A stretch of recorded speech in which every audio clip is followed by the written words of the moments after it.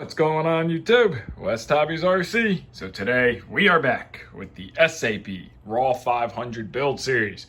So we're gonna get this helicopter finished up in this video. We got a lot done in part 2. So hit that like button, hit that subscribe button. Let's get started. So we are going to now install our flybarless mount plate, which is just this piece of carbon fiber here. It's gonna be going off of these 2 holes on each side, 4 total. Your plate's gonna fit down in here just like that. You're gonna line the plate up, come back with a 2mm driver, Loctite on your screw, get your screw started. You're gonna put 2 screws on each side, come back with your second screw, get it started, run them all the way down, put your other 2 in and tighten everything up. Once we have all of our screws in and tightened down, I'm gonna come with some rubbing alcohol on a paper towel, clean our tray off so we can get ready to mount the flybarless unit. While we're waiting for that to evaporate, we're gonna install the antenna mount. This is the same as the 420, exception of they put a little bit of a spacer on there. So you wanna put Loctite on your screw. I'm not Loctiting mine right now because I'm not ready to finish installing it, but we're going to Loctite on the screw, run that screw, 2mm driver, tighten that screw up. You're gonna have 1 antenna going back, 1 antenna going straight up. Now that is tightened down, our alcohol is almost done evaporating. You can take and just finish wiping it down. We can come back with our flybarless unit now. I am using the Axon on this build because that is what Brian wanted. So we're gonna put the Axon and we're gonna put it right here, wires to the back. Gonna peel off the double-sided foam tape that the Axon comes with. You would use your flybarless unit of choice. Make sure that we have it nice and mounted straight. Stick it down. So now we're going to set that aside and we're going to glue up the tail push rod.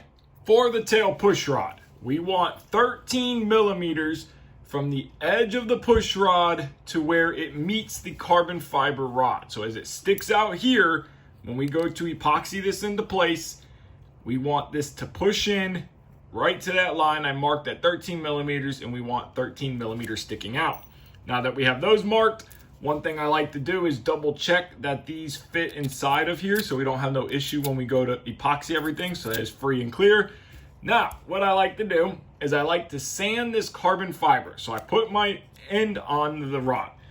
Come back with a magic marker. So I like to just come back, mark it, so that way I can sand all the way from that line to the tip.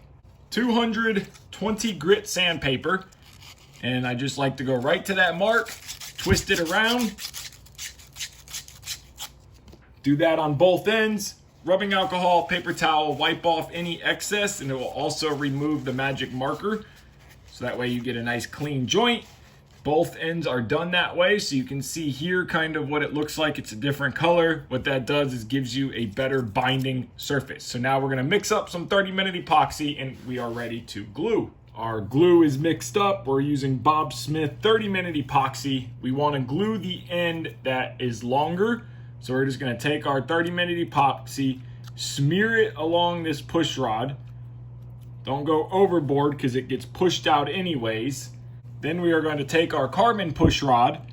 We are going to insert this. I like to give it a spin and kind of work it back and forth, try to get that glue down inside of there.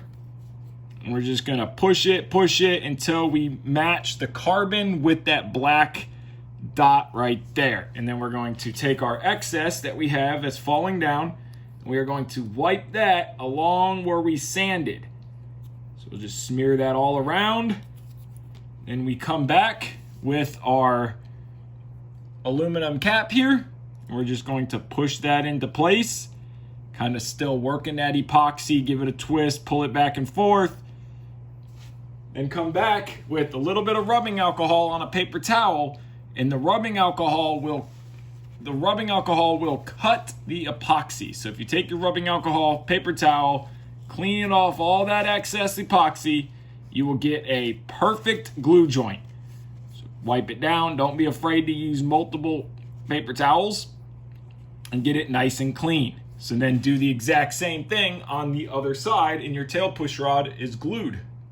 When you are done gluing, you get a nice and clean glue joint by wiping the excess epoxy with rubbing alcohol. Now let this sit for 24 hours to fully cure.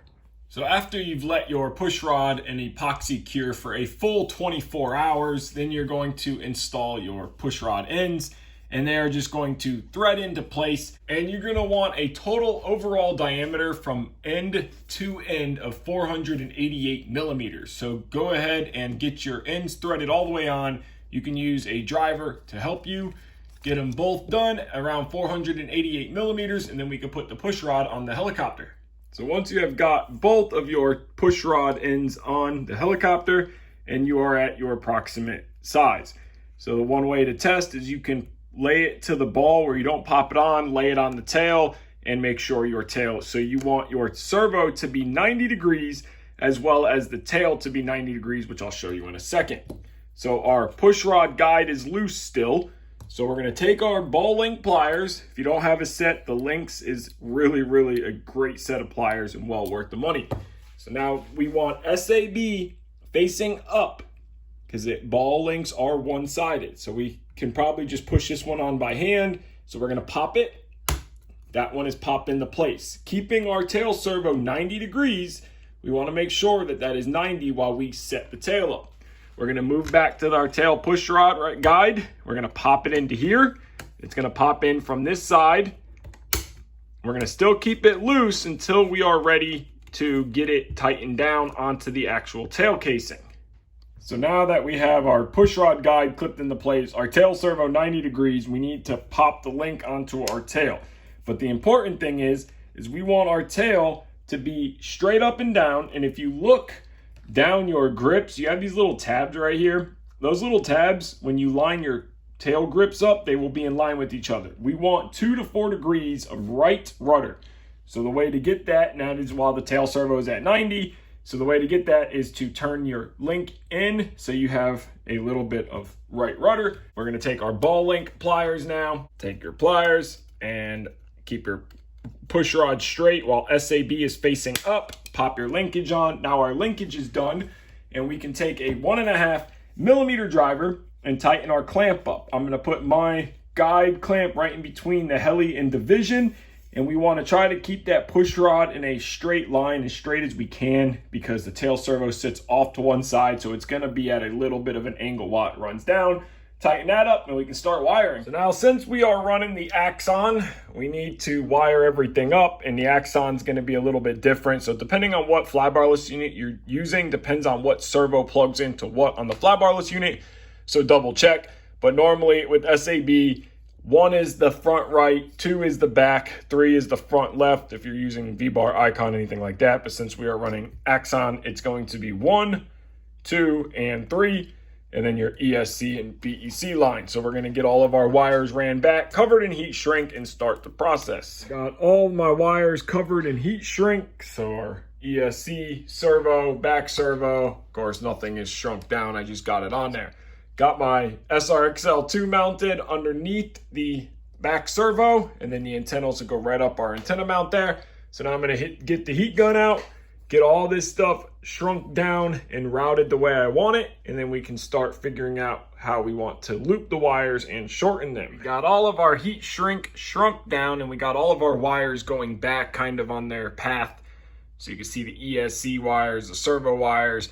So now we get to start figuring out how I want to loop up into the flybarless unit, shorten the wires that need to be shortened. Tail will be a direct run right into channel 5, I believe, on the Axon.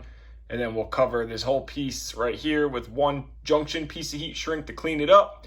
And then we can put the wire cover on and we can get to finishing this thing up. Got all the wires ran back, cut, shortened, new ends put on, have them looping up and into the Axon.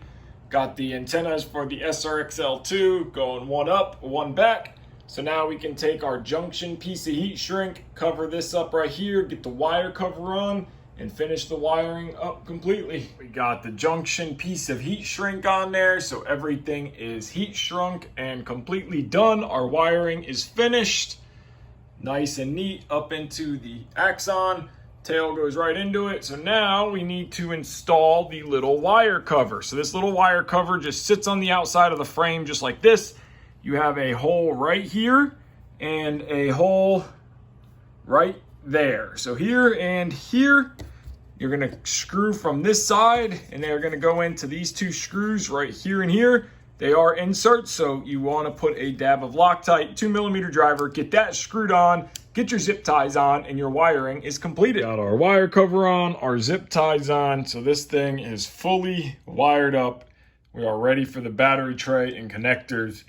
Came out so good. Very clean, everything direct run, tail servo. I think it came out pretty good. I'm happy with it. So now let's grab the battery tray and start assembling that. So now we are going to assemble the battery tray. So this is the front of the tray, this is the back of the tray. You want this little clip right here, this notch, to be on the left side. It's gonna slide in this way, and this is for the lock on the battery. We have already cleaned this side. So one thing I wanted to show is this stuff called Grip. It's a universal sticky pad. You can get it on, I think, Get FPV. I'll link it in the description. But what it is it's a very sticky style reusable pad. So you don't have to use Velcro or double-sided tape. So if you don't want to fix your battery permanent to the battery tray, you can get this, put it down, it will hold the battery, and you don't have to worry about double-sided tape or Velcro. Now, if you don't want to fix your battery permanently to the tray and cut your battery wires and solder them into the connector so your batteries are only for that tray, this is what I have done. So I've came out of the proprietary connectors. So it'll sit down into here just like this. This will screw down to the tray. This lead will go over our battery, and our battery plugs right into this. Brian uses EC5s, that's why there's EC5s on it. So that way you can have a easy reusable battery tray and you don't have to make up special charge leads or anything. So now we're going to take our lead and the casing, and we're going to put our bullet connectors down into the casing, paying attention to which side is positive and negative. So we're going to put positive on the left, negative on the right. We're going to take the top half of the casing, drop that down, come back, 2mm driver. It's threading into plastic, so don't go overboard, take your time. Thread it down till it stops, and then that is it. You do not want to pull the threads out of the plastic. Now that that is in there, your bullet connectors can move freely. So now that our battery lead is made up, we can grab our battery tray now. Again, we want to make sure that this little battery latch, when it's done, is going to be on the left side. We got our Grip on there, so this stuff is really cool. Excited to play with it some more. So now we are going to come back. 2mm driver. We want Loctite on our screw. We get some Loctite on the screw, and then we are going to screw this in from the top. So we're going to flip our whole assembly over, connector on the bottom. We're going to get our 2mm driver, thread it through, get it started. There is inserts. That is why we are using Loctite. Tighten it down, and then you're going to do the exact same on your other one. So now once you have both of them tightened all the way down, your connector is installed, your lead is made up, and now when we go to put our battery on, it'll sit down just like this. Our lead will come up over our battery, and of course the other end will plug right into here. Of course, this is just a XT90. We have to put an EC5 on it, but that'll plug right into there. And then you put your strap, goes right through these two leads here, right through your battery leads. Everything is happy in a simple and easy way to be able to use multiple packs without having to buy multiple battery trays. So our next step is getting the canopy grommets installed into the canopy. It is very simple. You just take your grommet, push it into the hole here, just like that. And then you can take a little driver, 1.5 mil, anything you got, and just kind of push it around until it fits down in there. And then I like to take the canopy latch, push it through, and then I like to flip it over, come back with a little bit of 3-in-1 silicone oil. Just put a dab on it, just like that, and then kind of run it around, get it into that little pin there, and then you're gonna do the exact same on the other one. When you are done, you have both of your latches there, and the RAW 500 canopy is cool. It's got a little alignment pin and a magnet to hold the back of it. Something different. Beautiful color scheme on the canopy, carbon fiber. SAB always does an incredible job with their canopies. The only thing that would make this look better is if it was clear coated. All right, let's get the blades on. So when installing your tail blades, I see this a lot, and it's something I wanted to address. Your tail spins counterclockwise. So your tail is going to spin this way. you want your leading edge of the blade, which this is the leading, this is the trailing. You want the leading edge to lead. You want that to spin counterclockwise. So you're going to come back with your tail bolt, slide it through, lock nut on the backside, 2.5mm driver, tighten that one up. And then your next blade, again, leading edge is leading, trailing edge is trailing. So you want your blades to be put on the proper way, which is just like this. And this is what you want from your blades to look like. This is the back of the helicopter, this is the front of the helicopter. So counterclockwise, and then you're gonna do the same on the main blades, but clockwise. Now we got our main blades on. And remember, our head spins clockwise and our tail spins counterclockwise. Leading edge leading, trailing edge trailing. So as your helicopter rotates, your tail should spin opposite of the main rotor. But now the RAW 500 is completed. So we can get a nice overall look of the wiring. Everything came out so clean and good. I'm extremely happy with it. Tail servo looks great right there. The helicopter itself just looks incredible. Super excited to fly this thing. So let's get the canopy tossed on and see what it looks like all finished up. Canopy is on. It looks so good. Really like the yellow color scheme. Got the nice trace of blue in the canopy with the carbon fiber on top. I think if that canopy was clear coated and the boom was clear coated, this thing would look incredible. But there you guys go. The build series on the SAB RAW 500. Got that X Nova motor in there. It just came out great. Theta servos, Axon, Hobby Wing. Can't wait to fly this thing. Super excited. I think it looks incredible. But there you guys go. The build series on the SAB RAW 500. So I want to thank you guys so much for watching this video. If you haven't already, check out Patreon and PayPal in the description below if you'd like to help support me. Hit that subscribe button and hit the notification bell so you guys get notified on every video that I post. Take care and have a great day.